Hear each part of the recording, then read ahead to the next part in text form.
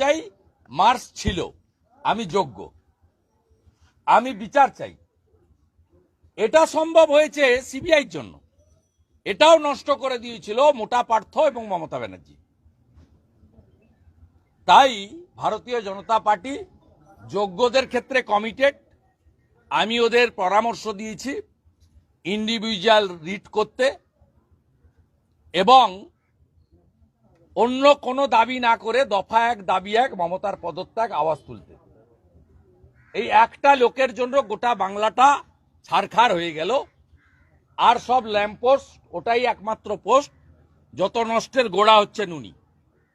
এবং আমি শুনেছি একটা বড় অংশের বেকার যুবক যুবতী, বঞ্চিত, চাকরিচ্যুত, তারা 21শে এপ্রিল নবান্ন অভিযানের নাকি ডাক দিয়েছেন বা দেবেন।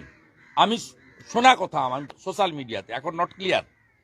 যদি করে সেখানে সকলকে যুক্ত হতে বলেছি, কারণ উনার পদত্যাগ এবং উনার বিদায় এর পার্মানেন্ট সলিউশন হবে। আমি বলেছি ভারতীয় জনতা পার্টির সরকার এলে এই ওএমআর এর ভিত্তিতে যোগ্য অযোগ্য আমরা 1 মাসের মধ্যে বাছাই করে সুপ্রিম কোর্টে পৌঁছে দিয়ে বলবো, মহামান্য হুজুর, যোগ্যদের বাছাই মমতা ব্যানার্জি করেননি, টাকা নিয়ে চাকরি দেওয়াদের প্রোটেকশন দেওয়ার জন্য আপনি যোগ্যদের বাঁচান।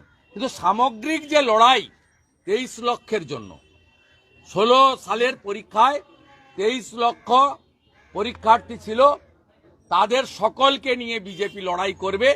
এটা ছোটখাটো সংখ্যা নয়। 23 লক্ষ বেকার যুবক যুবতীর স্বপ্ন, অধিকার, শিক্ষা, মেধা, আশা, ভবিষ্যৎ সব যদি কেউ ধ্বংস করে থাকেন, মমতা ব্যানার্জি করেছেন। এ লড়াই 23 লক্ষের পক্ষে লড়াই। এই লড়াইতে বিজেপি সব জায়গায় থাকবে, 1 ইঞ্চিও জিরো টলারেন্স। এই রাতে হিন্দুদের এই অনুষ্ঠান করতে গেলে কোর্টের থেকে অনুমতি নিতে হয়। কি করছে জানেন? রামনবমী ভণ্ডুল করার জন্য কি করছে জানেন?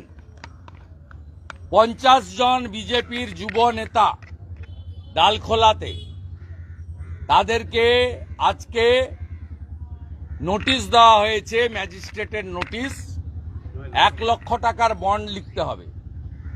ডালখোলাতে 23 সালে জিহাদিরা হামলা করেছিল হিন্দুদের উপরে রামনবমীতে। 17 জন জিহাদি আমার করা এনআইএ মামলায় গ্রেপ্তার হয়েছে। অথচ সেখানকার হিন্দু যুবকদেরকে, তাদেরকে 1 লক্ষ টাকার বন্ড দিতে হচ্ছে।